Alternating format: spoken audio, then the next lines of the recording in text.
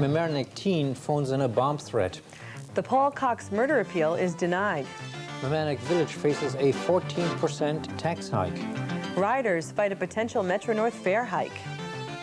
Local schools may see an 8% budget cut.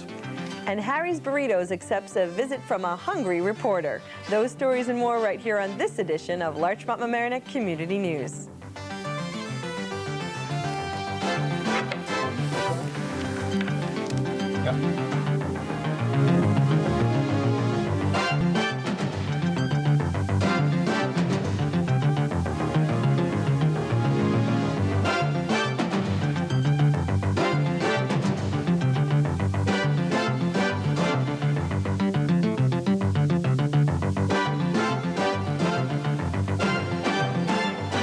Hello and welcome to Larchmont Mamaroneck Community News. I'm Sven Oehme. And I'm Alyssha Miro. Our top story. It may have been a childish prank, but it was all too real for students, teachers, and parents of Valhalla Middle and High School on February 12th. A bomb threat was phoned in, and the source, unfortunately, a 14-year-old Mamaroneck boy who has been arrested as a juvenile delinquent and charged with second-degree falsely reporting an incident, a felony. According to police, the boy, whose name has been withheld, was very remorseful and cooperative and admitted that it was a prank. Details regarding how the boy was identified have been kept private so as not to hamper any future investigations into this type of activity. The boy had called the threat into the school's secretary's answering machine and then called again to apologize, saying he was sorry and that it was a prank.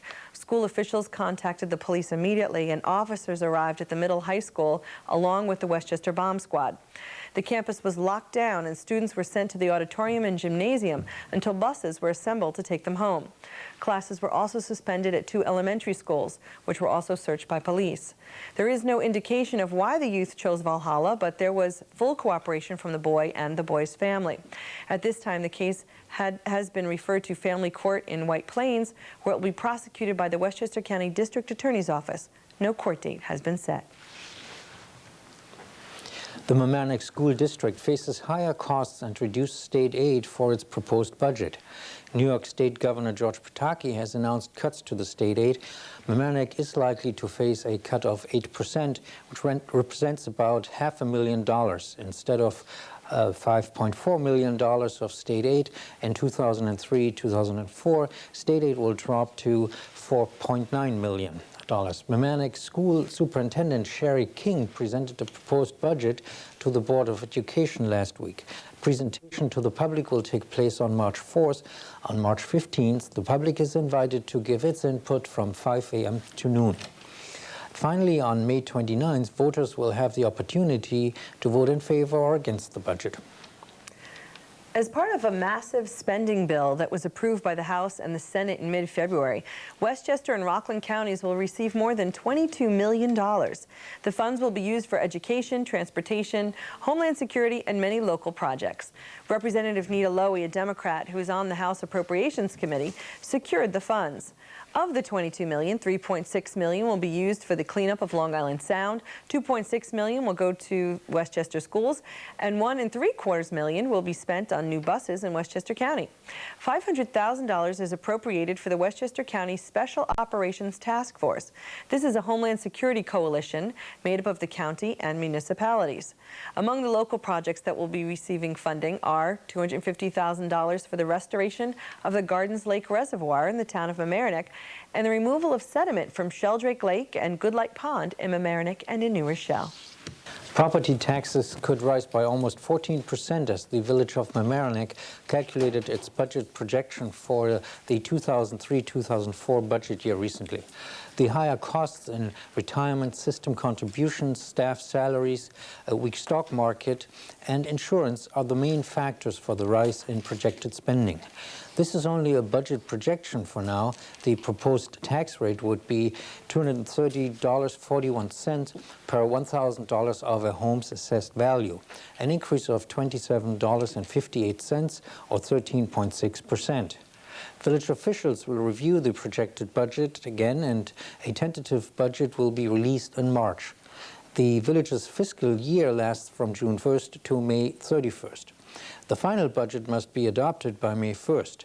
For more information, you can call Village Hall at 777-7722. In other news, Paul Cox, a former Larchmont resident and convicted murderer of a Larchmont couple, has been denied an appeal from the Supreme Court. Cox was convicted in 1994 for the 1988 murders of Drs. Lakshman and Shanta Shervru. The couple had been living in Cox's childhood home at the time. The case had been unsolved for years until several Alcoholics Anonymous members went to police with information that Cox had confessed to them. Cox stated at his trial that he had been under the influence of alcohol at the time of the murders and had actually believed that he had killed his parents.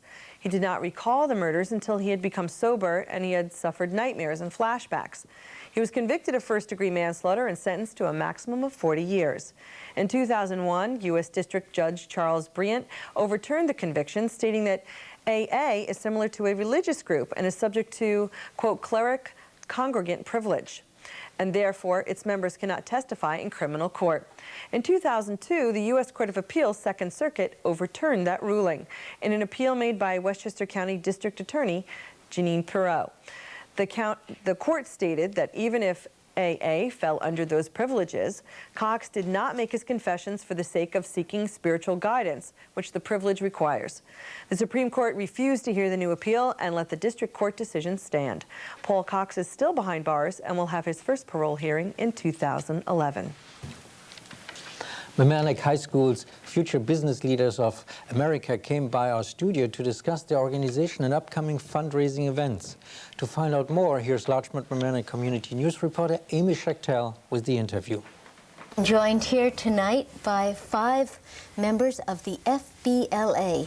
And would you please tell us, what is the FBLA? I'm Sam Roberts, and I'm the chapter vice president, and I'll be answering that question. The FBLA is the Future Business Leaders of America. It's a national nonprofit organization that's primarily run by students, and it's basically a club where students can learn to be better business people for when they go out into the business world. We do all sorts of things such as community service and state and national contests, and we do business stuff. How long have you been involved? I've been a member since 8th grade, back when there was a Homics chapter, and I've held office for 3 years in 9th grade, 10th grade, and 11th grade. And well, that's commendable. What are some of the goals? I'm Jason Heinbach. I'm the chapter treasurer. Basically what we want to accomplish here today is we'd like to get the community involved in what we do. The easiest way for this to happen is if you're a member of the business community, we'd like you to try to contact us and join the professional division. Basically what a professional member does is he can act as a guide or a mentor, or they can even be a guest speaker. But basically they just become members of the chapter and they help us if we are in need. And have you had a lot of people or business people in the community step forward to do just that? We've had several members of the community step forward so far, but there's always room for more. Okay, and we will be giving a number where they can contact you at the end of this bit. Anyway, Tracy, I happen to know you. I'm looking at this big book in front of me. Does this book represent some of the events that you've worked on?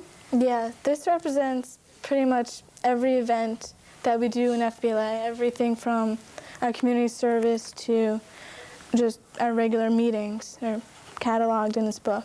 And really one of the biggest things that we do is community service. And right now we are organizing a project, a raffle, to benefit the American Diabetes Association, which is our state charity this year. And our raffle will be coming around, students will be coming around soon to local businesses with letters asking for donations to be raffled off, and all the profits will go to the American Diabetes Association. When will that begin? That will begin very shortly, and within the next couple of weeks. People should be coming to businesses within this week. And are there other events and other business type things that you've put together? Yes, one of our really business related activities is our school store, the Tiger's Den, which we hold right here. Oh. I'm Chris Muller. I am the general manager of the Tiger's Den. Basically, what I do as the general manager is I make sure we have 3 other managers, a personnel manager, an inventory manager, and an accounting manager. The accounting manager handles all the books on the store, sales, tax, pays bills. The personnel manager handles all the scheduling and staff. And the inventory manager obviously handles everything to do with ordering inventory to stocking it in the store. And I supervise all these managers and make sure they do their jobs. And basically what the store does is raise money for FPLA and for our own accounts, which we use for our trips, for our conventions and workshops, etc. Well, I am very impressed with everything I've found out about what you're doing, and I'm sure our viewers are equally as impressed with what you've done. JC, could you please give us the number of how people can contact you, because as of everything you've stated tonight here, I bet you'll get a lot of calls. Well, the number you can call us at is 698-9000 at extension 253. Or if you're near the high school, you can stop by our classroom in C105. Okay. Thank you all very much, and good luck. This is a great thing you're doing. Thanks. Thank you. Okay. Larchmont is also facing the burden of budgeting for the 2003-2004 fiscal year. A very dedicated Larchmont Village Board has met numerous times to tackle all the issues facing them, as they hope to keep increases to a minimum. It may prove difficult with potential rises in contractual salaries, contributions to state pension funds, health and liability, insurance costs, and debt repayment. In fact, snow and storm costs may create a significant impact if our intense winter weather continues. To offset the anticipated increases, Larchmont officials will have to make cuts and find creative ways to generate revenues. With declining sales tax revenues and internet interest rates, the village has taken steps to increase parking fees and rates for building permits. After the preliminary steps of the budget work sessions, the board will issue a tentative budget and then hold public hearings. A final budget will not be adopted until April. As we reported in previous news shows, the Mamaroneck village attorney was investigating the hiring of a village insurance consultant by the Mamaroneck Village Board. The consultant, Buddy Richmond, was practicing without a New York State license. He had also been convicted of wire fraud in California. In his report, the village attorney suggested that the village should end its relationship with the consultant. Before Plunkett, the village attorney, presented his findings to the board, the consultant resigned from the contract with Mamaroneck Village and returned the money that he earned from the village for his services. The village attorney stated in his report that he did not find any wrongdoing on the side of Richmond as far as his relationship with Mamaroneck Village was concerned. Richmond saved the village almost $500,000 by providing insurance to the village at a low cost. The company that he proposed and that got the village's insurance business made a bid that was that much cheaper than a proposal by the Larchmont-based Coughlin Group. The village board will hire a new consultant who will then organize the bidding process for the insurance needs of the village for next year. We've been fortunate enough to experience a decline in crime rates in our area, according to police and 2002 crime statistics. The number of reported serious felonies from 2001 to 2002, which include robbery, larceny, and auto theft, have dropped in all three municipalities. Larchmont Police Chief Stephen Rubio is quoted in the Times saying, "Crime in Larchmont has decreased 15% between 2002 and 2001. Auto theft is one of the crimes that has dropped by almost half in Larchmont and Mamaroneck.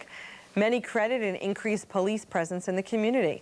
Larchmont Village has added 2 more officers to their bike patrol, increased police patrol during weekday work hours, and added 3 traffic enforcement officers. They have also conducted a terrorist disaster drill and increased their investigative force by promoting an officer to detective." Moving ahead, Mamaroneck Town says their focus will be to crack down on speeders and cell phone drivers. They've added 3 new Slick cars, which are special police cars that do not have a flashing light on the hood, and an unmarked car to deter future crime. The village of Mamaroneck has started an emergency response team and has begun to use a new electronic fingerprint scanner and records management computer system, which allows officers to access records while on the road. Kudos to our police forces for giving us all something to smile about. Well, we've taken a beating with this wild winter weather. To fill us in on the toll it's taking in our area, here's Larchmont Mamaroneck Community News reporter Glenna Gray. Well, Mother Nature has dealt us a real winter. However, in our community, the town and villages appear to be up to the challenge of blizzards and deep snow. The government has kept the roads open for transportation and for emergency vehicles. The municipalities have several jobs to do in order to prevent dangerous situations created by excess water, plowing in a timely manner, salting the streets, removing snow from storm drains and the sides of the road, and lowering the level of water at the Larchmont Reservoir. The lowering of this water must be done gradually in order to avoid flooding of the community. For Larchmont Mamaroneck Community News, I'm Glenna Gray. It is important to add that heavy storms and the cycle of freezing and thawing ice and snow have scarred many local roads with potholes. The potholes can cause car damage, including flat tires. Be careful as many municipalities continue juggling pothole repairs, snow removal, flooding, and icy roads if the rough winter weather continues. And, well, local businesses are also feeling the effects of the weather. Larchmont Mamaroneck Community News reporter Kate Fahey fills us in on the weather-related closing of the Gap in Larchmont. The Gap store at Weaver Street and Boston Post Road suffered weather damage related to our wild winter weather.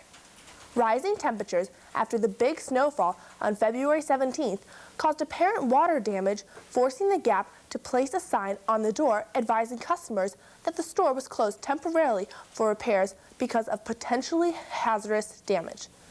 The building structure has some areas of flat roof which run a risk of collapsing under the weight of heavy snow and rain. For Larchmont Mamaroneck Community News, I'm Kate Fahey. The fare hike proposed by the Metropolitan Transportation Authority, MTA, is not well received by commuters. At public hearings in Westchester and Rockland counties, the commuters rejected the proposed fare increase. The projected hikes that can increase individual fares by about a third of the current price were called a tax in disguise by some of the speakers who attended the meetings. The MTA has argued that it does need the funds coming from the increased fares to cover a projected $235 million budget gap this year and a $476 million budget gap next year. Especially commuters that use two means of transportation to get to their location argued that they were charged an additional amount twice. The final vote by the MTA board on the fare hike is likely to take place during the first week of March. The higher fares are supposed to go into effect in April, if not later. The proposed fare hike has also come under the scrutiny of New York State Comptroller Alan Hevesy. He suggested that the MTA should provide him with a long-term financial plan and let him review the books of the MTA before it considers a fare increase. With your weekly segment on real estate, here's Larchmont Mamaroneck Community News reporter Glenna Gray. Welcome to the Real Estate Corner. Question: how do I find the greatest number of people who are ready, willing, and able to buy my house? Let's look at the MLS, Multiple Listing Service. If you are selling your house, this service can increase the amount of potential buyers that are exposed to your property. This system also provides open access on a non-discriminatory basis for everyone. In Westchester County, any licensed real estate broker can have access to the system if they meet the membership standards. You pay a fee and you may not discriminate against anyone or group of people. A broker may hold membership in more than one MLS. The MLS may not regulate a broker's office hours, and it cannot restrict the types of properties that can be advertised through the system. For Larchmont Mamaroneck Community News, I'm Glenna Gray. With construction beginning on the CVS in Larchmont, many people must change their parking habits. Larchmont Mamaroneck Community News reporter Kate Fahey has more. If you've been on Chatsworth Avenue lately, you may have been struggling to park. With construction of the new CVS underway, shoppers in the area are forced to find parking in other places. While building plans filter through the Village Board of Architectural Review and the Planning Commission, residents have enjoyed the freedom of unlimited parking in the old Grand Union lot.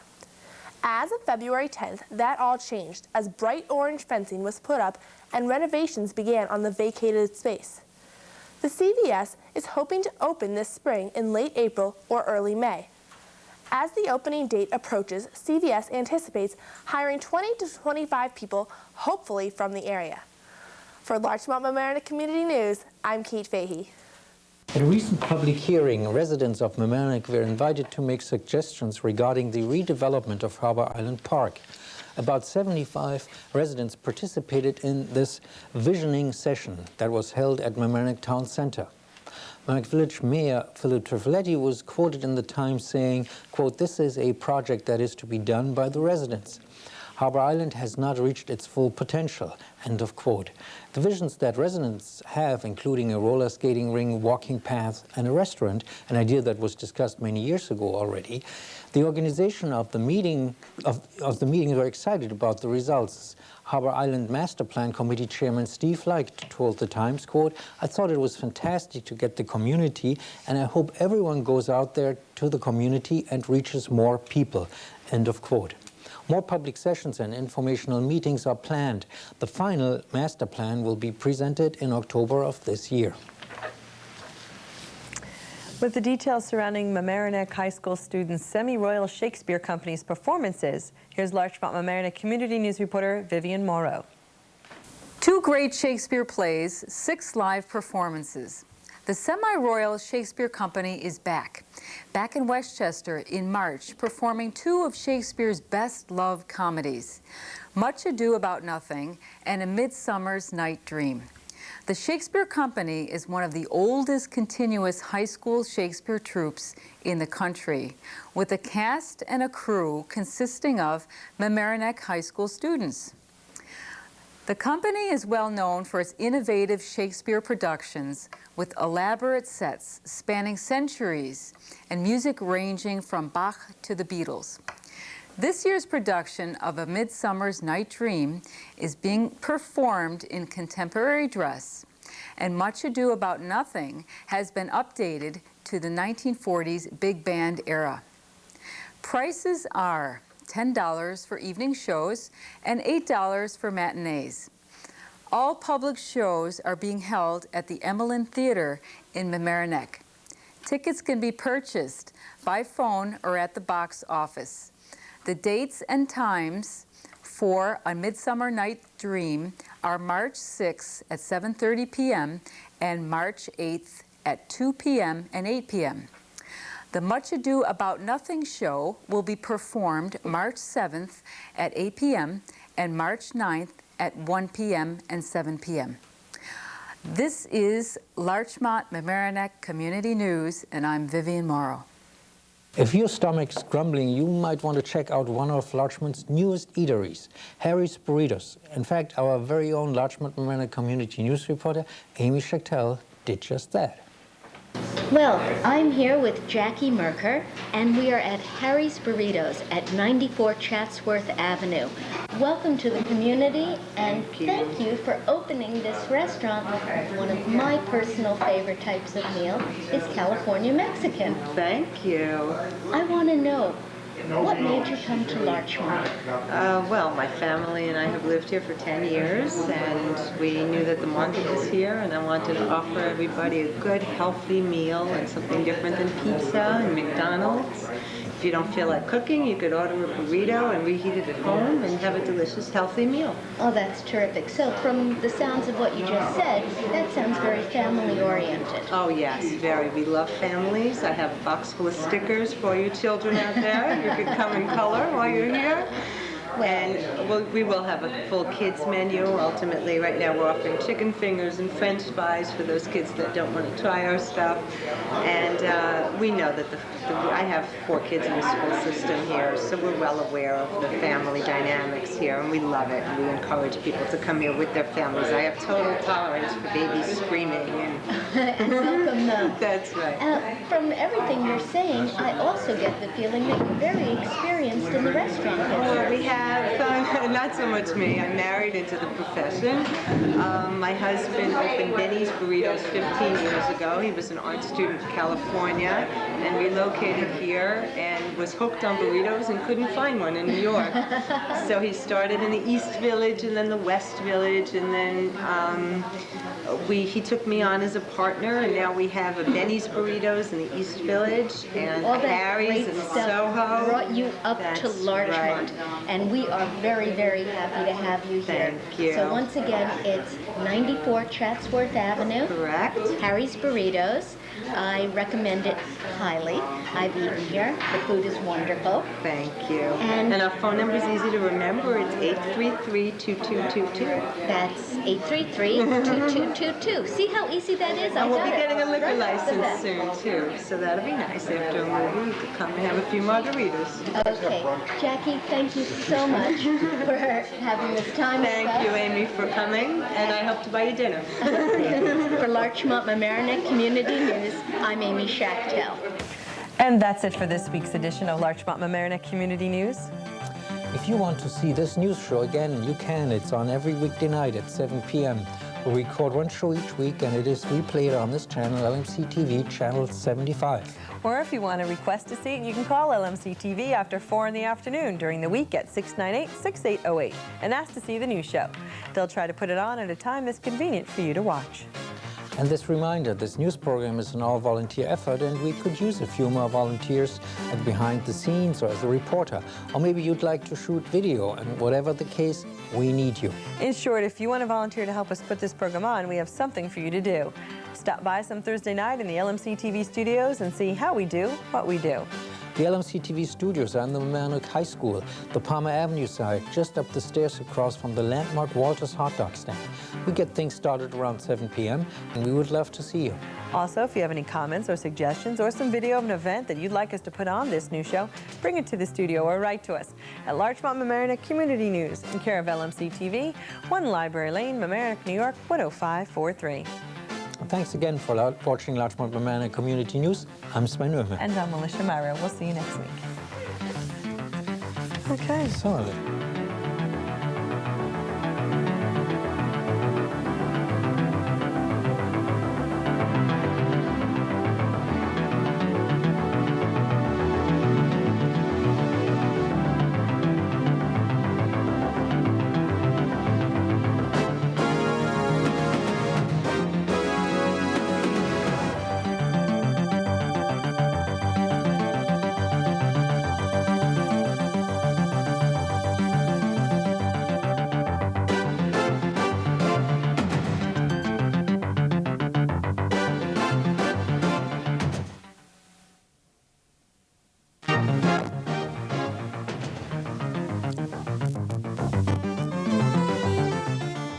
Mamaroneck man is nabbed in a drug raid. A strict smoking ban will be enacted in Westchester. The school district budget should increase taxes more than 9%. Could a demolition permit be issued for Manor Inn? Mamaroneck Town and Village make plans for using federal grant money. And Vernon Jordan spoke to Murray Avenue students. Those stories and more right here on this edition of Larchmont Mamaroneck Community News.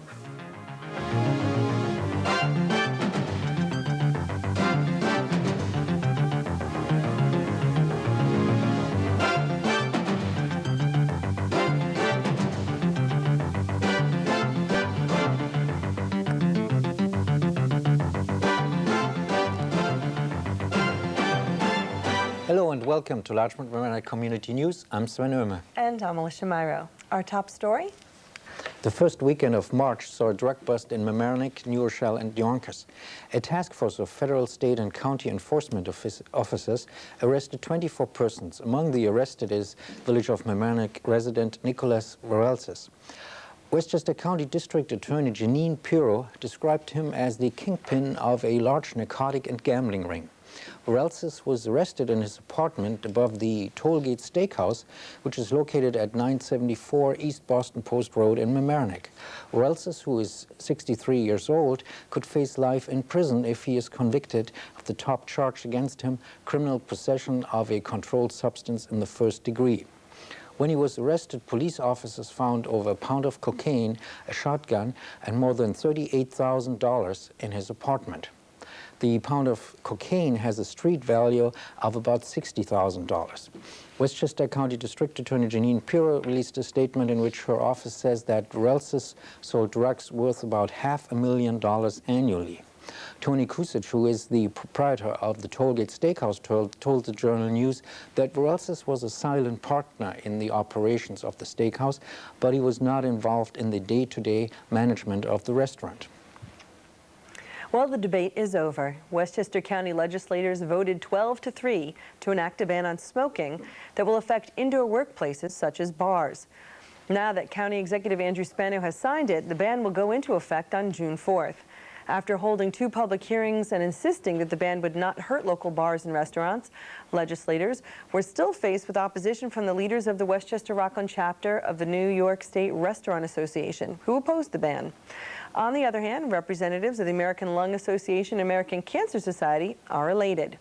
Westchester is just one of many counties to enact or at least consider a ban on smoking in indoor workspaces. Just recently, Nassau County passed a law, and New York City's ban will go into effect on March 30th. In fact, the state legislature is also looking into putting a ban into effect statewide.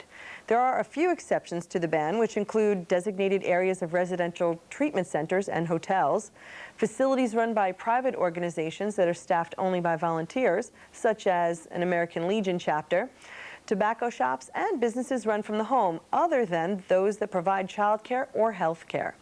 Smoking will be allowed in these places, as well as outdoor workplaces like construction sites, but not outdoor restaurant space.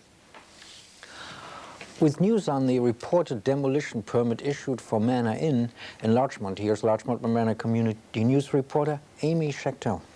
A public hearing was held on March 3rd to replace one that the Planning Board should have held in February, when the permit to demolish the Manor Inn was issued.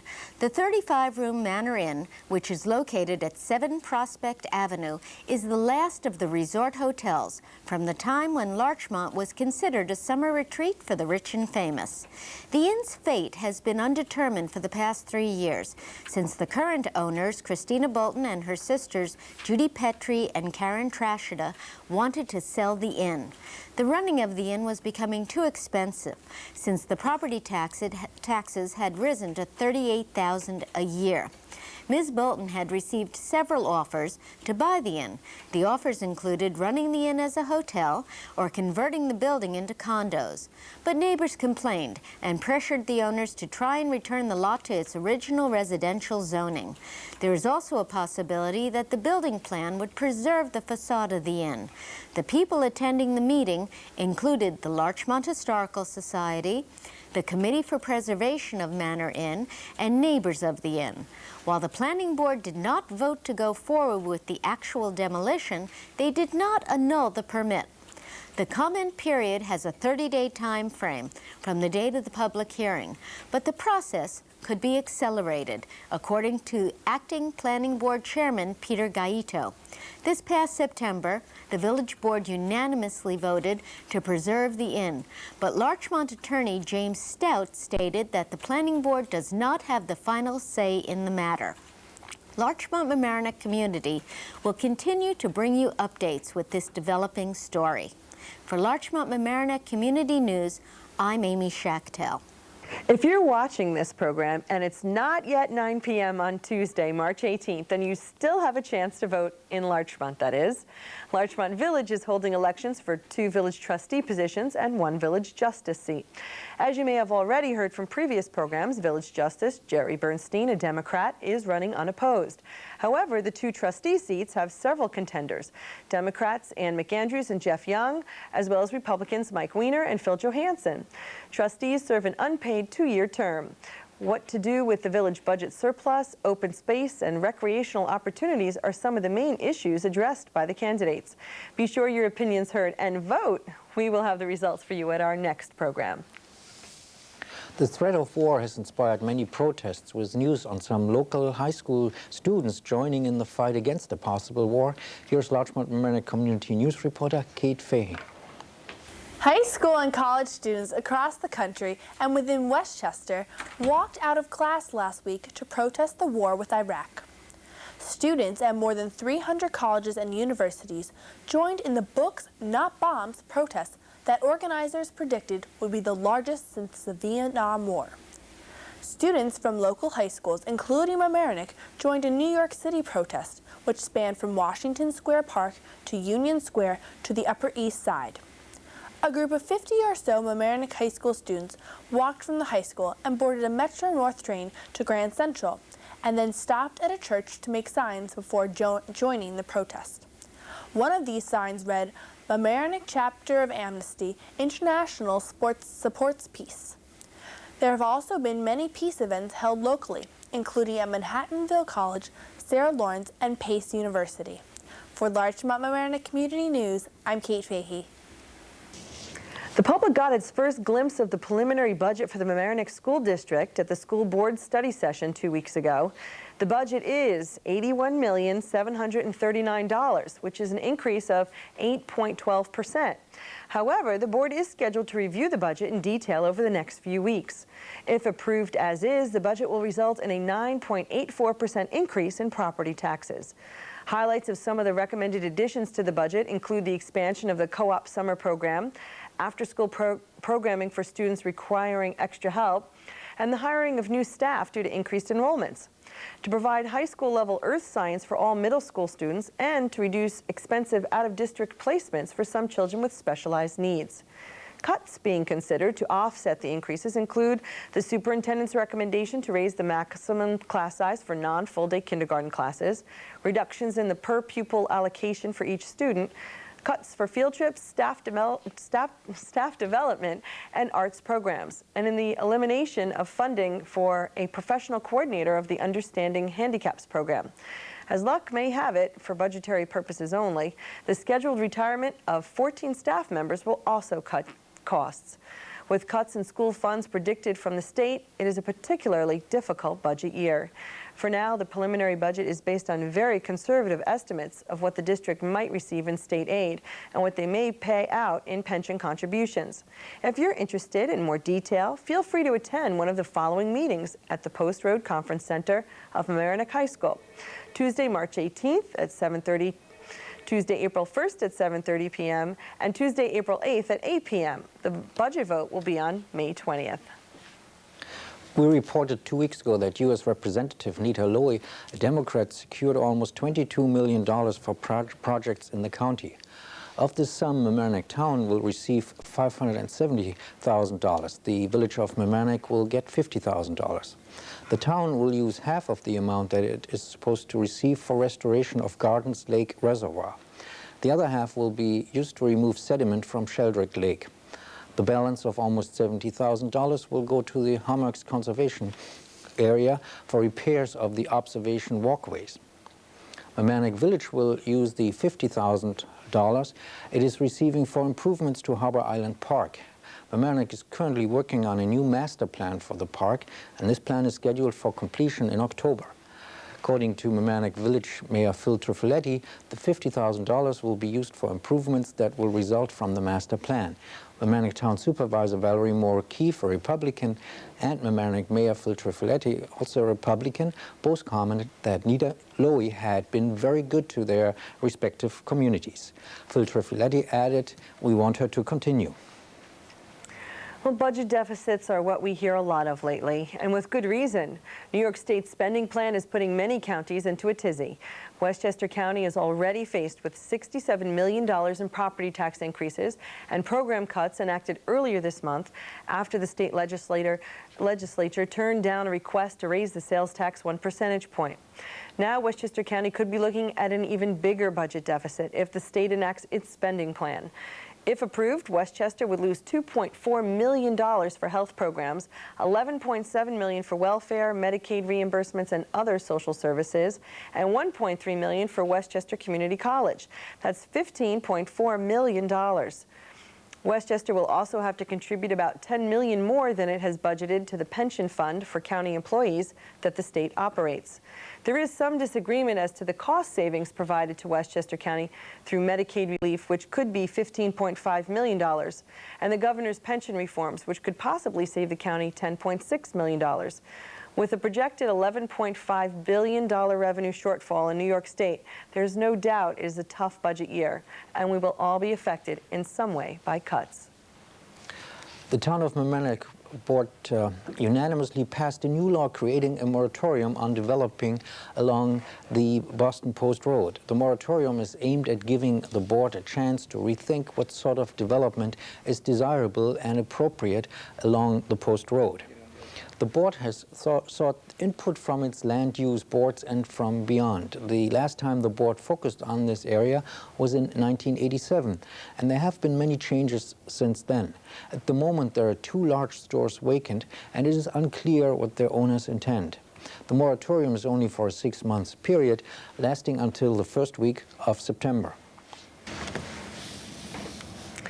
Vernon Jordan paid a visit to Murray Avenue students recently. With the story, here's Larchmont Mamaroneck Community News reporter Kate Fahey. Murray Avenue School recently hosted civil rights activist and lawyer Vernon Jordan as part of Black History Month. Mr. Jordan graduated from DePaul University and Howard Law School. He was president of the National Urban League, executive director of the United Negro Fund, and Georgia field director of the NAACP. Mr. Jordan shared his experiences growing up while segregation remained in place in Atlanta and read excerpts from his memoir, Vernon Can Read, recently published in paperback. Mr. Jordan's daughter and Murray Avenue parent, Vicki Jordan Adams, was instrumental in his visit.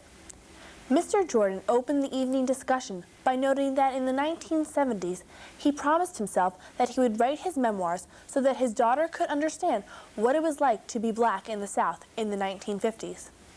Audience members surely learned a lot. For Larchmont Mamaroneck Community News, I'm Kate Fahey. Monday, March 10th at close to 10 o'clock at night, many residents witnessed a black Acura crash into the wall at the edge of the Mavis tire dealership on Boston Post Road in Larchmont.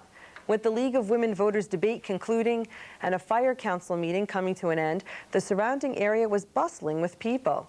The firefighters, ambulance crew, and police responded immediately and even used the jaws of life to remove the driver and a female passenger. Both individuals were taken to the hospital. Over the years, there have been many accidents in that area, and as such, warnings and lights are posted just before the curve in the road to alert drivers to reduce their speed. In this case, the driver, a man and Harrison resident, refused to have an alcohol test and has since been charged with DWI. He's also been given a summons for speed not reasonable and prudent and reckless driving. Released without bail, he will be back in court on March 25th. At the end of February, a heating oil spill in Mamaroneck with oil floating on the Mamaroneck River and Mamaroneck Harbor kept local firefighters and the Westchester County's hazmat team busy. They used containment booms at Mamaroneck River and in the harbor to prevent the oil from contaminating greater areas of the harbor. Every oil spill raises environmental concerns, but officials were somewhat relieved to notice that the amount of oil that had spilled into the river and the harbor was not substantial. An investigation into the spill traced it to a 2,000-gallon underground tank located on Railroad Way. The Westchester County Health Department estimated that about 1,200 gallons of oil had leaked from the tank into the river. The immediate action by the Mamaroneck Fire Department and the hazmat team prevented the oil from reaching Long Island Sound. The environmental damage caused by this spill is still being investigated. Mamaroneck Town Board made the deadline of March 10th when it unanimously approved its New York State submission of its, quote, notice of intent for compliance with the Phase 2 stormwater regulations. After spending so much time on sewer water pollution, the next step is to address stormwater quality. The plan submitted explains the town's steps over the next 5 years to manage the quality of stormwater entering Long Island Sound. The plans cover issues such as public education and outreach and construction site stormwater runoff. If you're curious about the plan, you can obtain a copy at the town clerk's office. Good news for Yankees fans. Finally, there is a deal between Yes Network and Cablevision, the local cable company. After 2 weeks of behind closed doors negotiations in New York City, Mayor Michael Bloomberg finally announced a deal last week. Cablevision will start to carry the Yes Network on a one-year interim agreement starting on March 31st, which is also the start of the baseball season. The Yes Network has the exclusive rights to most of the Yankees games. The dispute between Yes Network and Cablevision was about whether Yes Network would be carried on a basic cable channel or a premium channel, as Cablevision planned to do. Because of the dispute, Yes lost more than $60 million in subscriber fees, plus millions of advertising revenues. Cablevision, on the other hand, lost almost 40,000 subscribers last year. Both sides will have to come to a long-term agreement before April 1st of next year. In case they do not come to an agreement, they will have to submit to binding arbitration. Well, I bet a lot of Yankees fans are pretty happy about that. Yeah. Even though it's going to cost, you know, $1 or $2 in addition to their cable bill. It's going to be expensive, but they'll be able to watch it. That's right. Well, students at area elementary schools have successfully completed the DARE program. With news on this well-recognized program, here is Larchmont Mamaroneck Community News reporter Kate Fahey. The town of Mamaroneck Police Department celebrated its 10th anniversary of the Drug Abuse Resistance Education Program, otherwise known as DARE. Approximately 212 fifth graders from Central and Murray Avenue Elementary Schools and St. John Paul School graduated in a ceremony held at the Murray Avenue Auditorium. The celebration marked the conclusion of a 16-week drug prevention course led by DARE officer Tom Houlihan. Officer Houlihan taught the students the health consequences drugs and alcohol can have on the body. They also learned how to say no to drugs and to be aware of the dangers of drugs, abduction, and the internet. Congratulations to all the graduates. For Larchmont Mamaroneck Community News, I'm Kate Fahey. Larchmont is seeking your input on streetscape ideas. For the details, here's Larchmont Mamaroneck Community News reporter Amy Schachtel.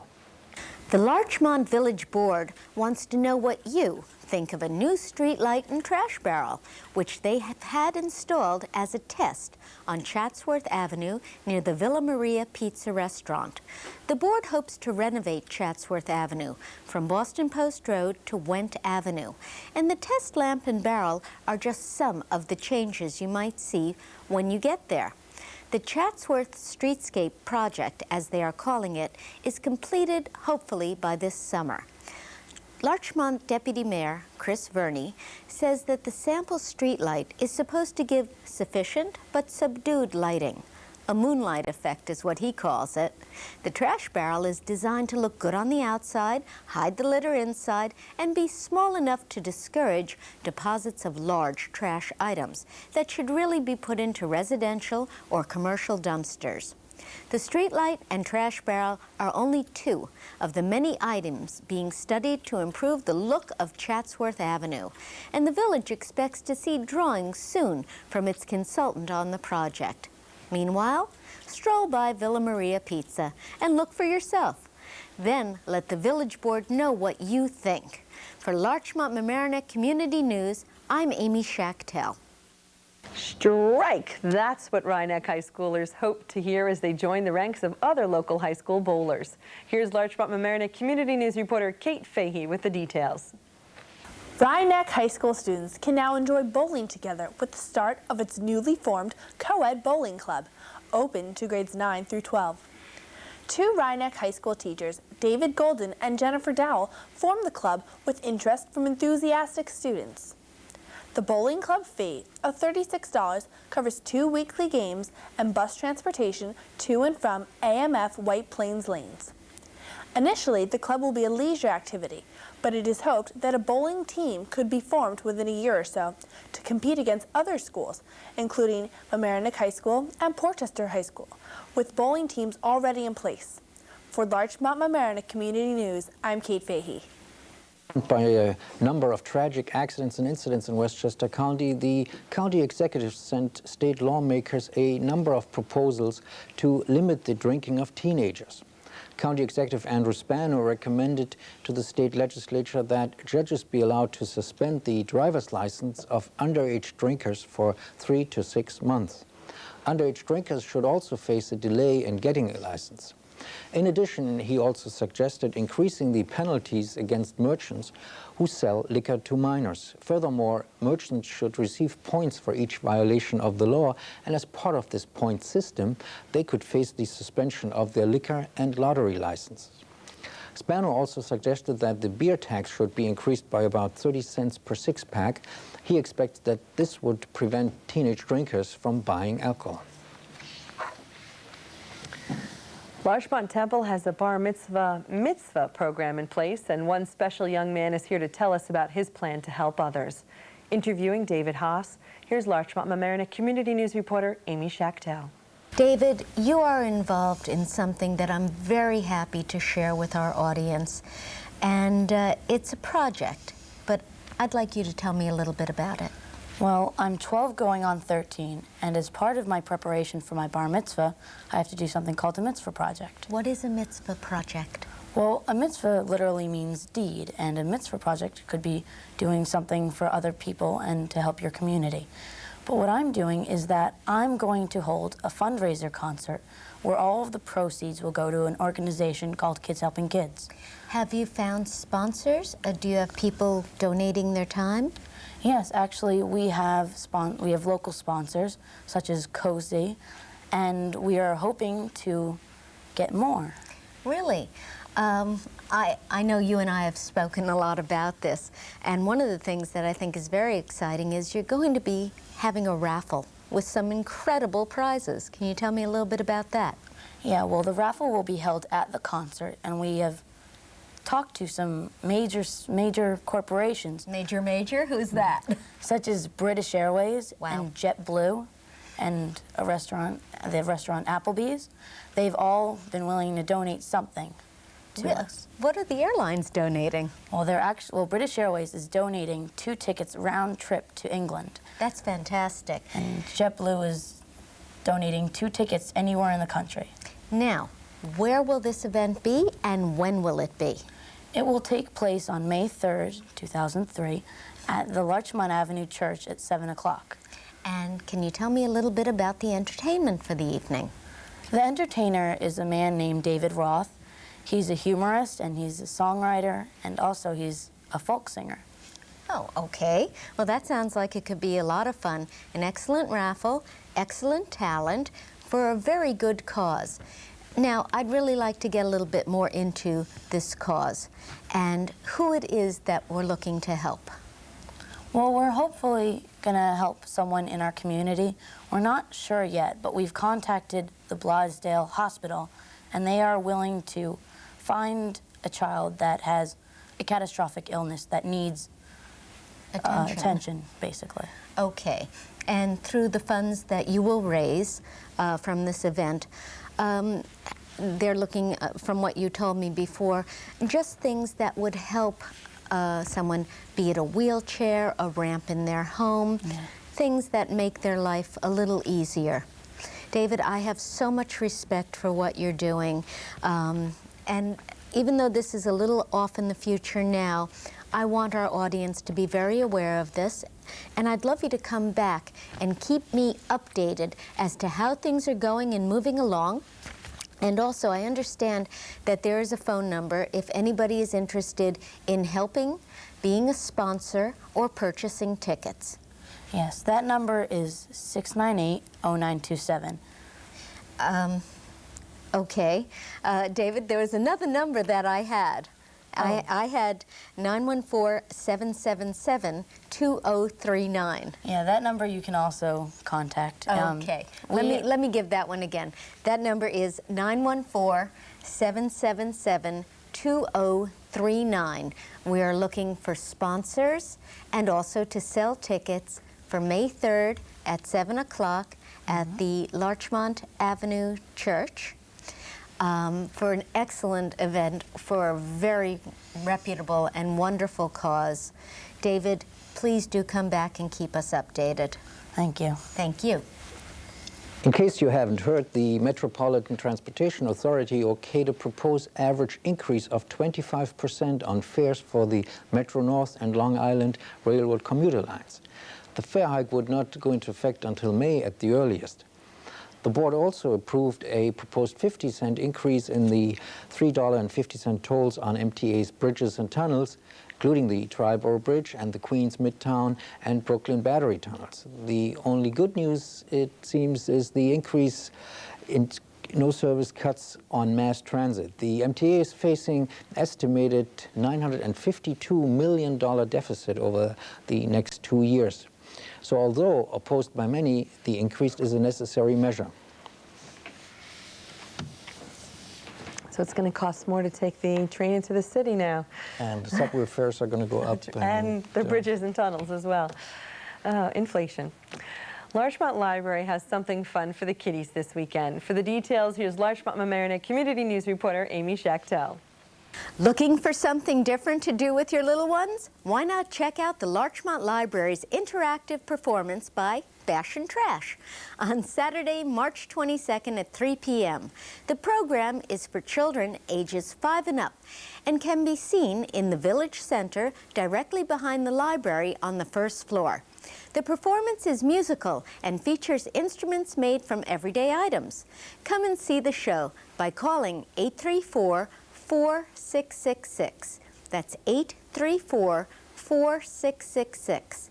Or stop by the Children's Room at the Larchmont Library to reserve a spot. Please note that children should be accompanied by an adult. For Larchmont Mamaroneck Community News, I'm Amy Schachtel. And that's it for this week's edition of Larchmont Mamaroneck Community News. If you want to see this news show again, you can. It's on every weekday night at 7 p.m. We record one show each week, and it's replayed on this channel, LMC-TV, channel 75. Or if you want to request to see it, you can call LMC-TV after 4 in the afternoon during the week at 698-6808 and ask to see the new show. They'll try to put it on at a time that's convenient for you to watch. And this reminder, this news program is an all-volunteer effort, and we could use a few more volunteers behind the scenes or as a reporter, or maybe you'd like to shoot video, and whatever the case, we need you. In short, if you want to volunteer to help us put this program on, we have something for you to do. Stop by some Thursday night in the LMC-TV studios and see how we do what we do. The LMC-TV studios are in the Mamaroneck High School, the Palmer Avenue side, just up the stairs across from the landmark Walter's hot dog stand. We get things started around 7 p.m. and we would love to see you. Also, if you have any comments or suggestions or some video of an event that you'd like us to put on this news show, bring it to the studio or write to us at Larchmont Mamaroneck Community News in care of LMC-TV, 1 Library Lane, Mamaroneck, New York, 10543. Thanks again for watching Larchmont Mamaroneck Community News. I'm Sven Oehme. And I'm Alyssha Miro. We'll see you next week.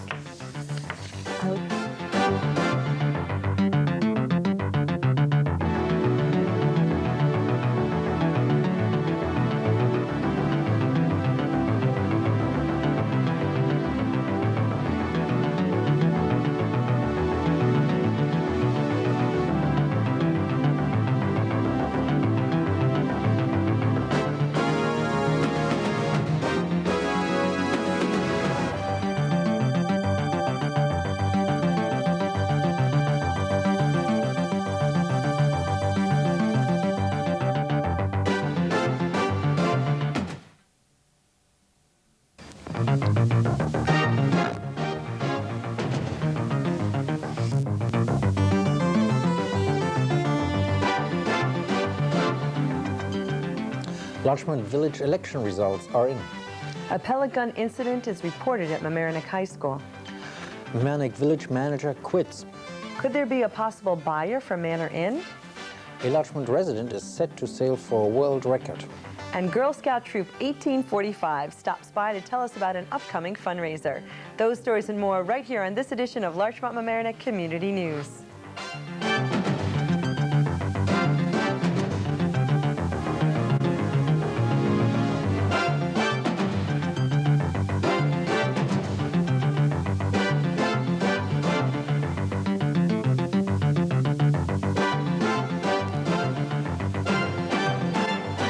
Hello and welcome to Larchmont Mamaroneck Community News. I'm Sven Oehme. And I'm Alyssha Miro. Our top story.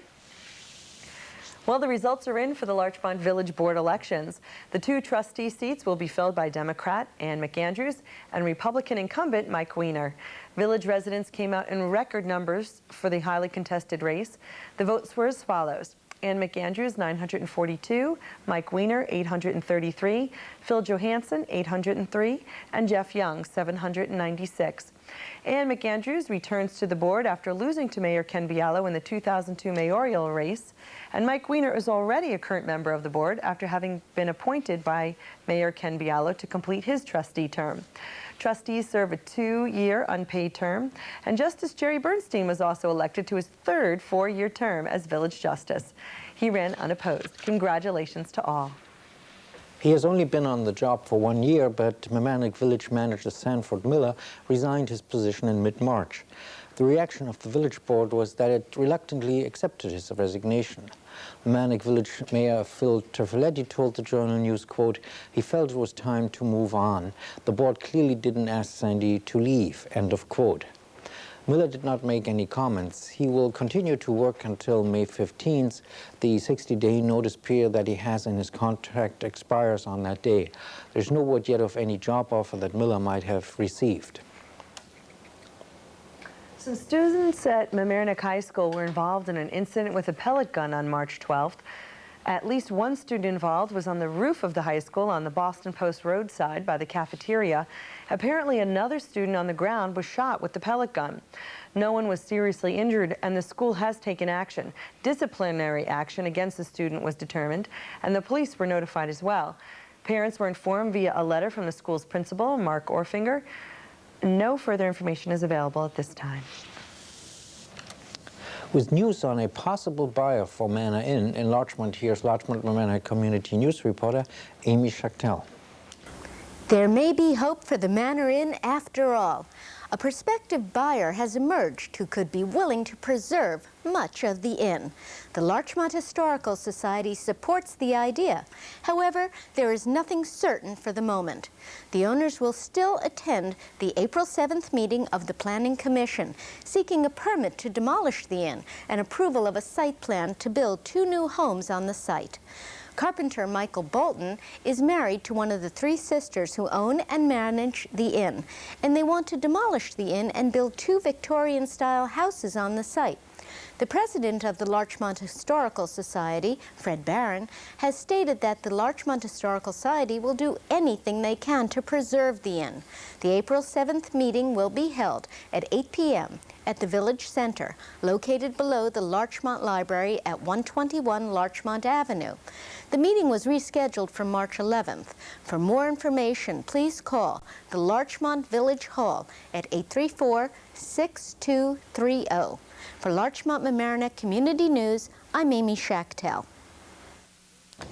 Westchester County continues to show a much better employment picture than the nation and New York State.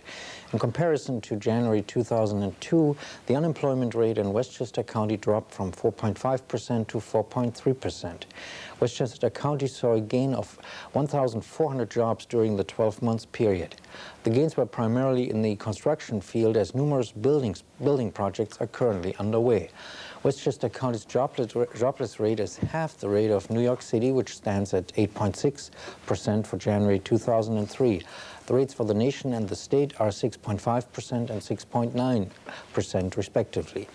Neighboring counties, while they have lower employment rates, did not report improvements as Westchester did. In Putnam, the rate went up from 3.4% in January 2002 to 3.5% in January 2003. And in Rockland, it remained unchanged at 3.9%. So there's hope for people who want jobs or need jobs in construction. Yeah, apparently, people say that during economic times that are not as good, more jobs are actually created in the suburbs for some reason. Okay, well, let's hope they pick up in all areas. And with the details about the Mamaroneck School Foundation's first gala dinner dance and auction to raise money for innovative public school programs, here is Larchmont Mamaroneck Community News reporter Kate Fahey. The Mamaroneck Schools Foundation will be hosting its first gala dinner dance and auction on April 5th at 7 p.m. at Orienta Beach Club. The Mamaroneck Schools Foundation was formed in 1966 by local volunteers concerned about quality public education for Larchmont and Mamaroneck children. The funds raised at the dance and auction will be used for innovative public school programs. Local merchants, businesses, and individuals have contributed wonderful goods and services for the auction, including a weekend on Fire Island, a year membership to Mamaroneck Beach, Cabana, and Yacht Club, sporting event tickets, cooking, sailing, and music lessons, and many more unbelievably great auction items. Tickets for the event are $150 and are available on a first-come, first-served basis.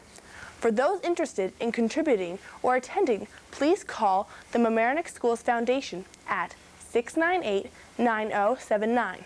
That number once again is 698-9079. This is sure to be a huge success. For Larchmont Mamaroneck Community News, I'm Kate Fahey. Getting ready for its 100th anniversary, Larchmont Mamaroneck Community News reporter Amy Schachtel has the details surrounding Chatsworth Avenue School's centennial celebration. Chatsworth Avenue School celebrates its 100th anniversary next month. Alumni, staff, and students are planning special activities on Thursday, April 10th to mark the historic occasion. The elementary school will be open all day for tours, exhibits, and including historical projects created by the students, such as birthday quilts and a newspaper published in 1902, the same year Chatsworth School opened. An area is even being set up to look like a classroom from the 1900s. That evening, the Chatsworth Choir will sing "The Spark Within," written for the occasion by songwriter Tina Harpaz. Recent graduates will perform an original play called The Great Marble Match, the story of a present-day Larchmont boy who goes back in time to 1902. Throughout the evening, a short video will play, "Happy Birthday, Chatsworth," and it's described as warm-hearted, fun-loving look at the school, past and present, filled with old and new photos and interviews with the alumni as well as with present students. A centennial anniversary is a very special event indeed, and it looks to us like the Chatsworth school community is planning a memorable day. So put it on your calendar too. That's Thursday, April 10th from 9 a.m. to 9 p.m. A couple of weeks ago, we reported on the resignation of a long-term consultant in the village. Benjamin Richmond, an insurance consultant, resigned on February 5th after long discussions in the village and just before a report by village attorney Kevin Plunkett was released on Richmond's business dealings. Plunkett was quoted in the Journal News saying, "It's true that Mr. Richmond is a convicted felon, lost his insurance license, and failed to disclose the lower rent paid to FOA for potential business referrals. However, these facts do not automatically taint the process utilized to obtain the village's insurance coverage for 2003 fiscal year at the lowest possible cost." End of quote. FOA & Son Company is the Manhattan-based company that won the village's insurance business. The village has now hired a new consultant, and his name is Walter Stork of JW Services of Rockland, Inc. He told the Journal News, "I've been in the insurance business for 41 years. There will be no closed bidding," end of quote. Village Mayor Trafaletti has indicated that the village might continue to work with FOA & Sons when the current fiscal year ends on May 31st, because this would allow the village to lock in favorable rates that FOA offered for another year. With wonderful news about Mamaroneck's very own Senator Susie Oppenheimer, here's Larchmont Mamaroneck Community News reporter Kate Fahey. Our very own State Senator Susie Oppenheimer of Mamaroneck will be named Public Citizen of the Year on March 27th at the National Association of Social Workers Westchester Division's annual dinner at the Davenport Club in New Rochelle. In recognition of March as Social Work Month, 5 individuals who work and reside in Westchester County will be honored as well. For more information, call the National Association of Social Workers at 725-3610. That number, once again, is the NASW at 725-3610. For Larchmont Mamaroneck Community News, I'm Kate Fahey. If you're looking for something to do this spring and summer, then you want to check out the Village of Larchmont's recreation opportunities. Platform tennis, summer camp, Little League, Pee-wee tennis, and the list goes on. Registration time is Friday, March 28th from 7 p.m. to 9 p.m. and Saturday, March 29th from 10 a.m. to 12 p.m. at the Flint Park Playhouse. You can purchase permits and sign up for all Village-sponsored events. Checks should be made payable to the Village of Larchmont. Don't get stuck with a late registration charge, and remember, Larchmont has many free events too, such as the 4th of July picnic and races, the Flint Park Summer Concert Series, and the Tour de Larchmont. The Larchmont Run is quickly approaching too, with an opportunity to pre-register on April 5th and 6th, or at the village clerk's office. The race will be held on Sunday, May 4th this year. Again, registration for spring and summer recreation activities in the Village of Larchmont will be at the Flint Park Playhouse Friday, March 28th and Saturday, March 29th. Please call 834-1919 if you have any questions. A Larchmont resident, Richard de Dumoulin, and his partner in the record-setting sailing endeavor are currently on the waters of the Pacific Ocean, sailing from Hong Kong to New York. They are trying to set a new record for sailboats and make the trip within 74 days. The current record that was set in 1849 for the 14,255-mile trip is 74 days and 14 hours. The two sailors want to beat this record. You can watch the progress of the Great American II, as their boat is called, on the internet at a website. The address is www.sightsalive.com. The Great American II has to reach the Statue of Liberty in New York Harbor by May 29th or sooner. We will all keep watching. Wow, that's very exciting. Hope they break that record. Yeah, absolutely. We had a visit from several Girl Scouts of Troop 1845 to tell us about an upcoming multi-family tag sale for a good cause. Here is Larchmont-Mamaroneck Community News reporter Amy Schachtel with the interview. I'm here with Troop 1845. Thank you, ladies, for joining me here tonight. Hi. Hi. I understand you're getting ready to do something terrific. It's a tag sale? And it's for a lot of good reasons. Who would like to tell me about that? Hi, I'm Elizabeth Goodspeed, and we have been doing stuff to prepare for the tag sale. What kind of stuff? We've been making advertisements and printing posters and hanging them up so that when people come, they're going to know when it's there. And where is it going to be and when? It's going to be at I'm Jolie DeFeast, and it's going to be at the Larchmont-Mamaroneck Girl Scout House on Harmon Drive off Weaver Street on Saturday, March 29th from 10 to 4 p.m. Now, this tag sale, I understand that you've gotten many, many families together. Can somebody tell me about that? Oh. Hi, I'm Diane Cherkasky, and there's going to be 15 families. Yeah, it's a lot. Also, there are going to be kids' activities and stuff. Like, if the parents want to shop and the kids don't really want to go, they can go do little activities, so we prepared for that. That's terrific. Now, I understand also that the money you're going to raise from this event is for a couple of special reasons or causes. Can you tell me about one of the reasons? Yes, I'm Amanda Giddin, and we are using our money to go on our first weekend camp to a camp called Club Getaway for Girl Scouts, and hopefully we can raise enough money so we can go. We'll go. Well, I'm sure you will. Now, I understand also that being Girl Scouts, you've done a lot of charitable and things that help other people. Who would like to tell me about some of the charity work? Would you? Hi, my name is Anna Solonic, and we've done many different charities for children and all other causes. What types have you done? Like a food pantry and food, and we've went to hospitals and interviewed people and a lot more. Oh, I'm sure that you've made many people happy with doing all these kind of terrific things. Is there anything else that anybody would like to add?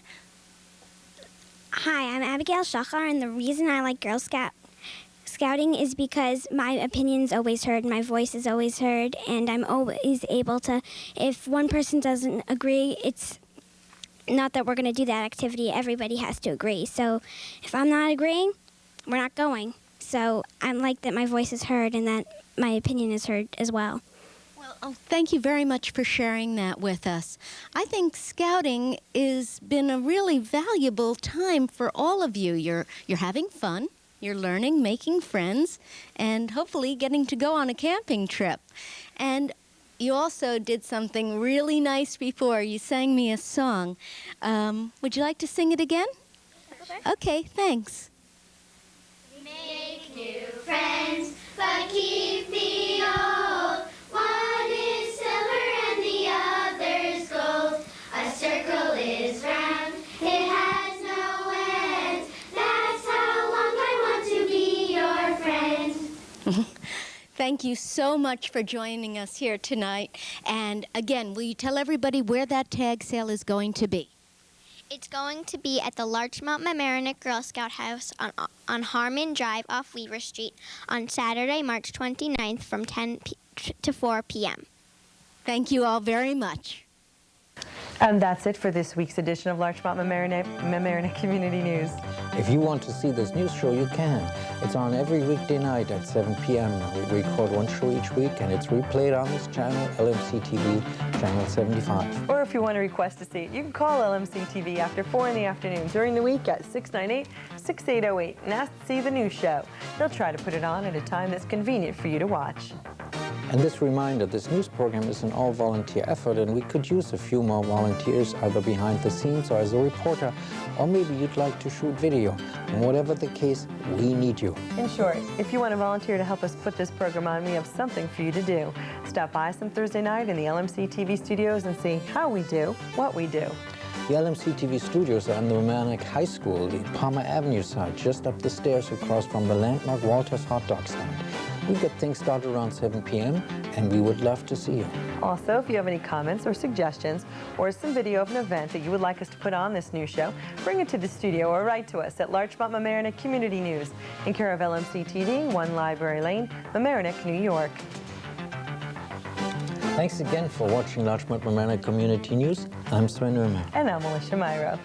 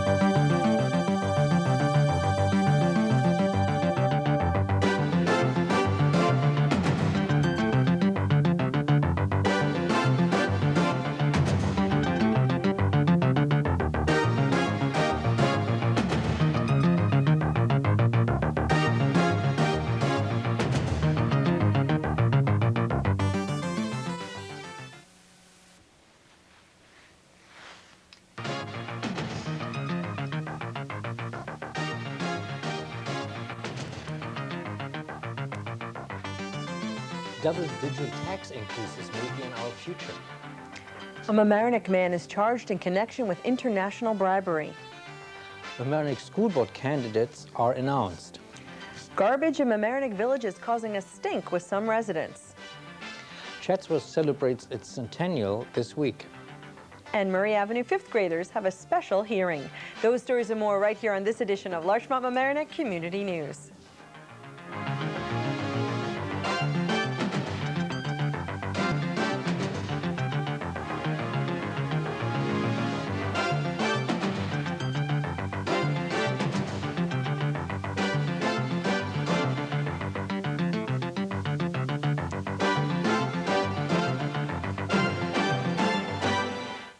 Hello and welcome to Larchmont Mamaroneck Community News. I'm Sven Oehme. And I'm Alyssha Miro. Our top story.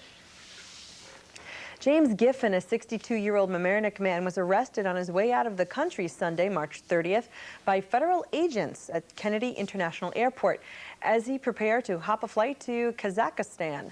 Giffen and his Manhattan-based company, a banking and public relations firm, is accused of doling out more than $20 million in bribes to leaders of the Central Asian country of Kazakhstan so his company could be a player in huge oil deals. Giffen was charged with conspiracy and violating the Foreign Corrupt Practices Act in a criminal complaint in U.S. District Court in Manhattan. He received a 60-count federal indictment that charges him with making $78 million in bribes. Giffen and his company, Mercator Corp., are accused of paying bribes to remain in the good graces of unnamed Kazakh officials. The Foreign Corrupt Practices Act forbids U.S. companies from paying bribes to do business abroad. Mr. Giffen's lawyers are quoted in the Journal News saying the charges were based on circumstantial evidence and an overactive imagination, and that Mr. Giffen will be exonerated. Giffen is accused of making the $20 million in bribery payments as part of a $1 billion deal he negotiated in 1995 and 1996 for Mobil Oil to acquire a 25% interest in the Tenzing oil field. Federal authorities charge that during those years, Giffen transferred bribe money through Swiss bank accounts belonging to shell companies that were actually fronts for Kazakh officials. Giffen has been under investigation by the U.S. Justice Department since 2000. He was arraigned on March 31st before U.S. Magistrate Judge Douglas Eaton in Manhattan and released on $10 million bond, which was secured by his home at 1000 Old White Plains Road in Mamaroneck and another residence at 25 Beech Tree Drive in Larchmont, as well as $250,000 in cash. He's due back in court on April 30th. If convicted, he faces up to 5 years in prison and millions of dollars in fines.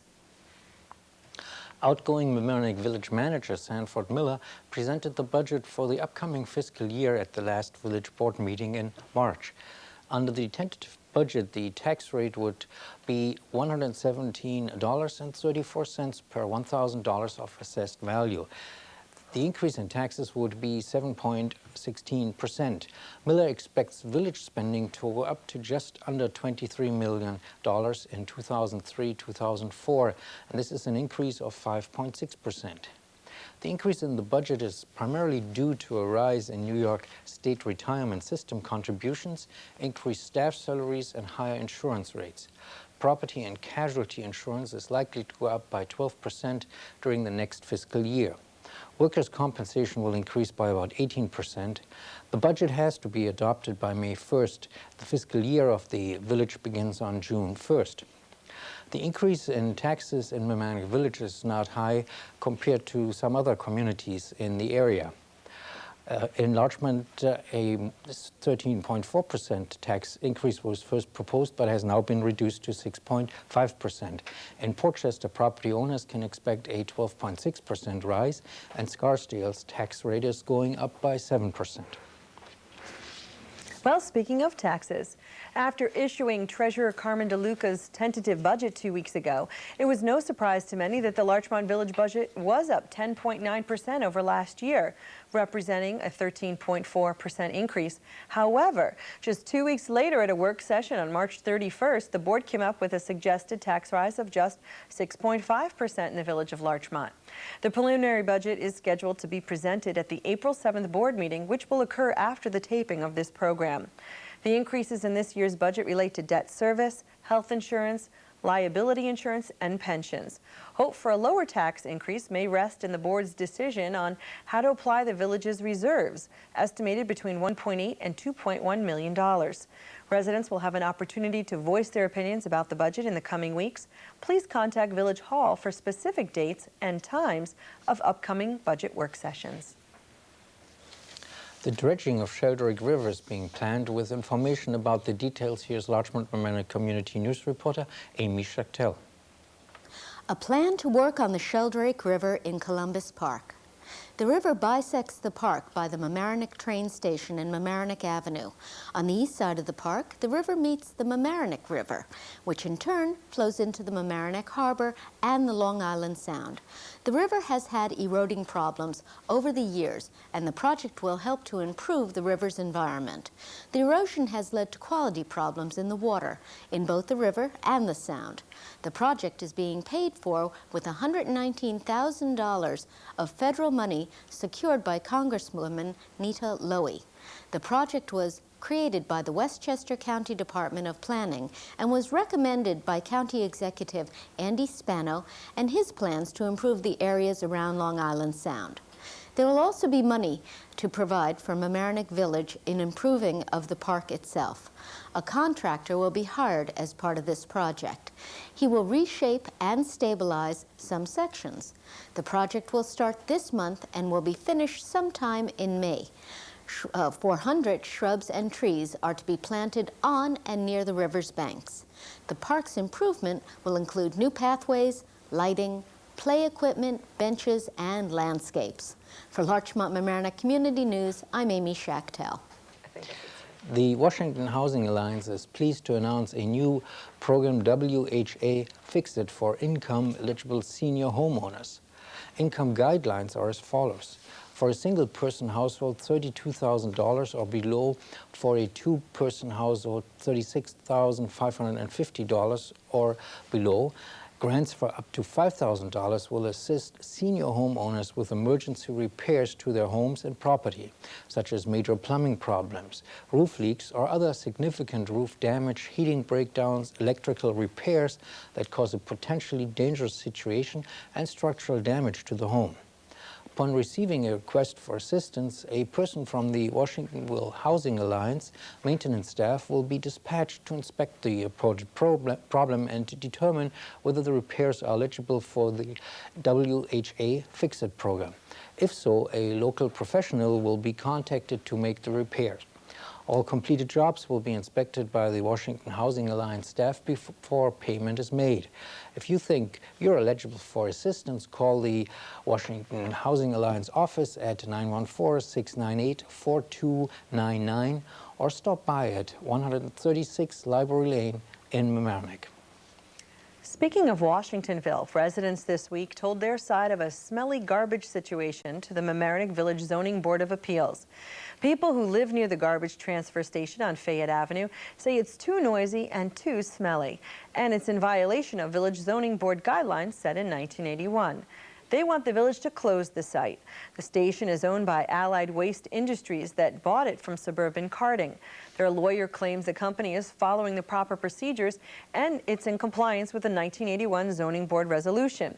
Neighbors, however, continue to complain about noxious smells. They say their children can't play outdoors and cookouts are impossible. Some blame recurring health problems on conditions created by the transfer station. Last year, Mamaroneck Village filed a lawsuit against Suburban Carting, claiming that villagers were becoming sick from garbage odors and that the beeping noise from trucks and moving equipment disrupted their quality of life. The suit also claimed that garbage spilled out of the trucks onto neighboring streets and along the banks of the Sheldrake River, which runs next to the station. According to the village, that might have contributed to the water pollution that forced officials to close the beach at Harbor Island Park. An interim settlement in August required the company to hire a consulting engineering firm, pay for a study of the station's impact on the community, and appear before the zoning board. We'll keep you posted on the results of this week's zoning board decision. As we reported in our last program, Sanford Miller, who became village manager in February 2002, resigned in March and will be leaving his post on May 15th. The Mamaroneck Village Board will now start to look for a new village manager. The position of village manager pays $122,400 per year. Miller told the Times, quote, "The board and I had philosophical differences. We are amicably going on our ways," end of quote. Apparently, Miller resigned before securing another job. When he leaves on May 15th, Mamaroneck Clerk Treasurer Leonard Verestro will serve as an interim manager until the board can find a replacement for Miller. Verestro has filled in as interim manager before when the village board was searching for a new manager. All set for its 100th anniversary, Larchmont Mamaroneck Community News reporter Amy Schachtel has the details surrounding Chatsworth Avenue Centennial Celebration this Thursday, April 10th. Chatsworth Avenue School celebrates its 100th anniversary on Thursday, April 10th. To mark the historic occasion, the elementary school will be open all day long.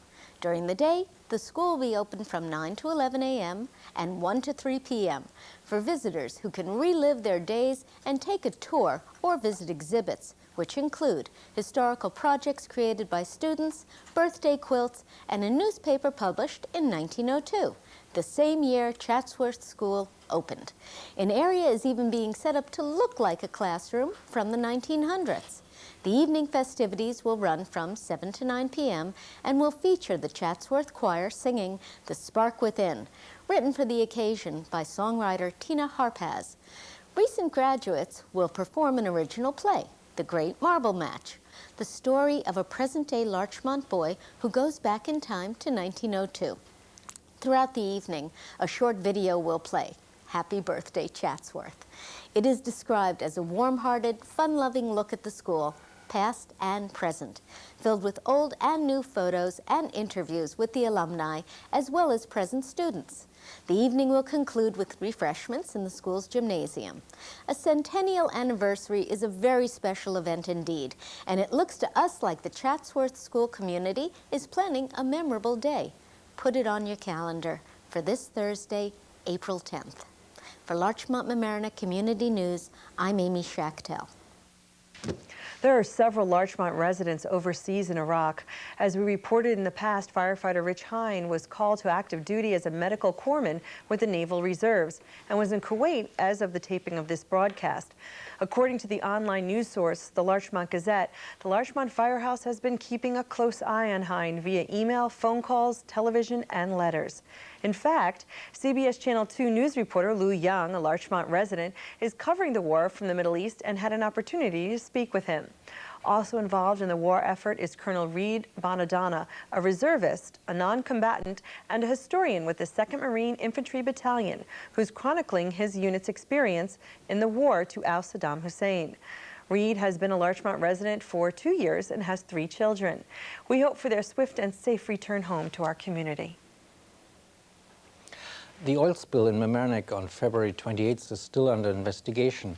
A 2,000-gallon tank on Railroad Way leaked about 1,200 gallons of oil into the Mamaroneck River. Mamaroneck Village firefighters and the county hazardous material team responded very quickly to the spill, and according to Carlos Torres, who is director of the Office of Environmental Health Risk Control, no animals were harmed in the spill in Mamaroneck. The leaking tank on Railroad Way has been removed, and officials are now investigating how much oil leaked into the ground and what the issues regarding the cleanup of the sites are going to be. With wonderful news about plans for Mamaroneck Village's historic Harbor Street Fair, here is Larchmont Mamaroneck Community News reporter Amy Schachtel. Right now, planning and production are taking place for the upcoming historic Harbor Island Street Fair. The fair is being put together by the Village of Mamaroneck to be held on June 8th, starting from 11 a.m. to 4 p.m. Sunny Goldberg is helping to organize many of the activities and events, such as Revolutionary and Civil War reenactments with members from the Brigade of the American Revolution. The Junior League on the Sound will provide old-fashioned children's games and a historic tour of the Mamaroneck Schoolhouse that dates back to 1681. Fellow organizer Carol Pomerantz says the idea for having a historic street fair sprang up as a way for local businesses and residents to celebrate the Mamaroneck Streetscape project.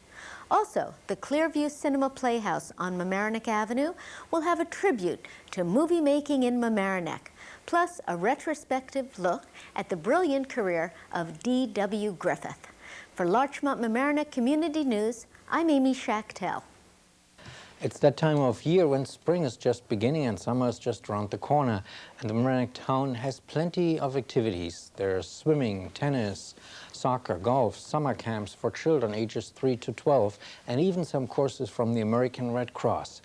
There's even a music camp, and for those children interested in playing an instrument. And the Hamburg's Ice Ring has extended its season until June 15th. Or if you're not interested in daytime events, there are concerts that will be held every Monday in July at Memorial Park. You will need a permit for the pool and tennis activities. For information on fees, permits, and registration, contact the Town of Mamaroneck Recreation Office at 381-7865 or drop in at their office at 740 West Boston Post Road in Mamaroneck. The office hours are from 8:30 to 4 p.m. There's also an email address, Recreation Department, or Recreation DEPT at townofmamaroneck.org. Some Village of Mamaroneck residents are upset with officials in the town of Rye and the Rye Neck Union Free School District. The reason? Taxes. Claiming not to have been informed by officials, village residents have to ante up additional school tax monies. The reason behind the extra tax bill is that last August, the New York State Office of Real Property Services reduced Rye City's 2002-2003 tax levy by 10.4%. The city had argued that instead of looking at property values in the communities that lay within the district's boundaries when assessing the school tax, the state looks at prices in the entire municipality, which caused a huge disparity. City officials have said the village of Portchester, where property values are substantially lower than the rest of the town, skewed the formula. The decision, which decreased the tax burden of some City of Rye homeowners, forced property owners in the Mamaroneck Village portion of the school district to make up the $600,000 in taxes. Bills were mailed out by the town in the beginning of the month, and payments were due by March 31st. The town of Rye incorporates the villages of Portchester and Rybrook and a sliver of Mamaroneck. That portion of Mamaroneck and a small section of the City of Rye make up the school district. And information about the budget increase in Mamaroneck is also in the news. With several budget studies and many additions and subtractions, it seems the Mamaroneck School District has come up with a proposed increase of 8.15% over last year, which would raise taxes 9.88%. for the 2003-2004 tax year. At the last Village of Mamaroneck board meeting on March 24th, no decision was made on a proposal by Sport Time to hold a tennis tournament at Harbor Island Park this summer. The village board wants to review the details of the proposal before it makes a decision. Sport Time took over tennis at Harbor Island Park last year after a fight over who would be running the facility. The issue was finally decided in court. Sport Time General Manager Claude Oehme has proposed to move the World Team Tennis franchise from Long Island to Mamaroneck. Under the plan, the village would host a 3-week tennis competition at Harbor Island Park. Having the tournament at Harbor Island would require an 8,000 square foot temporary stadium that would be built next to the current tennis courts. In addition, a hospitality tent would have to be set up. The expense for doing so would be covered by Sport Time. The temporary tennis stadium would seat up to 3,000 people. The action on the court would take place primarily on weekday nights between 5 and 7 p.m. The event would be scheduled for July, and Sport Time has agreed to talk to the Mamaroneck firefighters who hold their annual Fireman's Carnival during July. The board meeting on March 24th, the village board asked Sport Time to return with a written proposal on April 7. In addition to the written proposal, they also asked for a safety and a parking study. The village would be guaranteed $25,000 as income from the event. Larchmont Mamaroneck Community News reporter Amy Schachtel recently stopped into Avenue P, a new shop in Larchmont. Let's check in on this little treasure she's found. Here with Andrea Assal at Avenue P, one of the newest and greatest additions to the town of Larchmont. Thank you for joining me here today, Andrea. Thank you. Andrea, I've been looking around your shop and I'm trying to categorize or think of what kind of a boutique is this? Well, it's primarily a women's boutique, but we have folk art and we have craftsy toys, hand-painted things. So we do have men coming in, and we have children, boys and girls, because we sell children's clothing.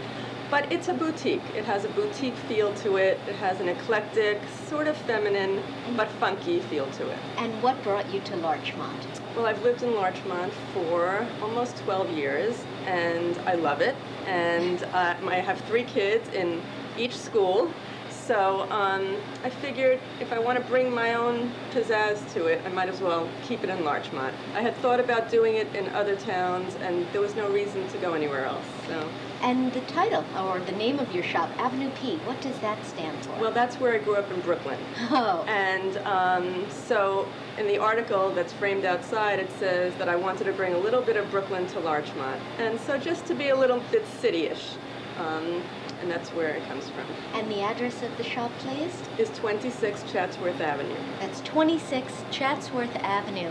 And we're going to be looking around the shop in a moment and show you some of the unique and really artistic and different, what I kind of call retro-looking items, be it clothes or cards or art or jewelry even. And Andrea, again, I am so happy that you've joined the community. Thank you. With this unique business. Thank you so much. So I'm going to take a look around, okay? Feel free. All right. Show you the front of the store, which is mostly vintage lamps and pottery and creative things that I pick up mostly in Maine because that's where I go with my family every summer. We know lots of artists who live there who make dolls and beautiful chenille pillows from 40s fabrics and stuff like that. Rug is done by a local Larchmont resident. Actually, she has a factory in Finland, so these are finished cotton, beautifully woven rugs. These are our antique mirrors that I pick up all over the place, and they're stunning and in great shape. And then I have purses here, all different kinds, knitted sweaters here, mostly hand knitted, and I'll show you the clothing in a moment. This is one of our companies, Oehme, and they are in Brooklyn. I try to use some Brooklyn companies when I can instead of California or Manhattan. It's called Oehme, and she does very feminine, beautiful stuff. Sitting in my 1950s chair, come and see me at 26 Chatsworth Avenue. The Committee for the Selection of School Board Nominees for the Mamaroneck School District has presented its slate of candidates for the upcoming election on May 20th. The candidates include incumbents Celia Felsher and Alan Parter, and first-time candidate Lynette Say. 3 seats are open, and trustees serve a 3-year unpaid term.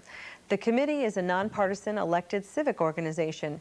Say and her family have lived in Larchmont since 1986. Formerly a senior director of business planning at Pepsi Cola International, she served in a number of PTA positions. Felsher has lived in Larchmont for 16 years, and she's on the Building Committee and Minority Achievement Task Force, and is the liaison to the Special Education Parent Teachers Association. She is general counsel to an investment management firm. Parter is a graduate of Mamaroneck High School and has lived in Larchmont for over 20 years. He's on the board's Building, Athletic Advisory, and Communications Committees. He runs an international business consulting firm. Candidates participated in a televised open meeting at LMC-TV studios, which will be played on LMC-TV during the month of April.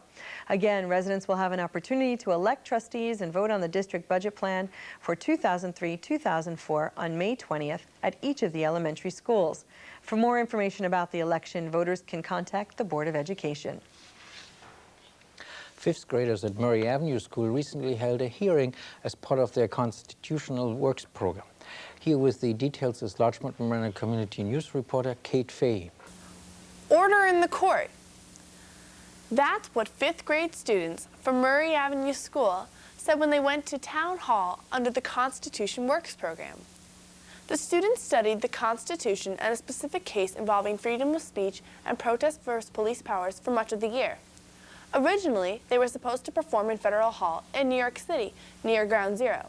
However, due to the state in which our country is in, the school district felt that it would be in the children's best interest to go to the local town hall instead.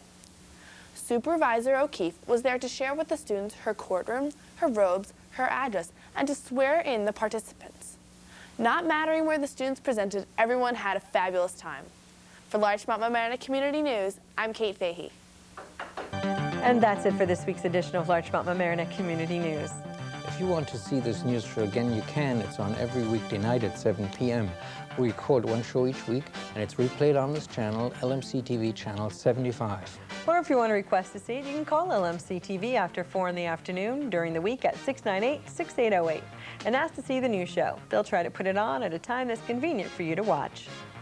And this reminder, this news program is an all-volunteer effort, and we could use a few more volunteers, either behind the scenes or as a reporter, or maybe you'd like to shoot video. Whatever the case, we need you. In short, if you want to volunteer to help us put this program on, we have something for you to do. Stop by some Thursday night in the LMC-TV studios and see how we do what we do. The LMC-TV studios are in the Mamaroneck High School, the Palmer Avenue side, just up the stairs across from the landmark Walter's hot dog stand. We get things started around 7 p.m. and we would love to see you. Also, if you have any comments or suggestions or some video of an event that you'd like us to put on this new show, bring it to the studio or write to us at Larchmont Mamaroneck Community News in care of LMC-TV, 1 Library Lane, Mamaroneck, New York, 10543. Thanks again for watching Larchmont Mamaroneck Community News. I'm Sven. And I'm Alyssha Miro.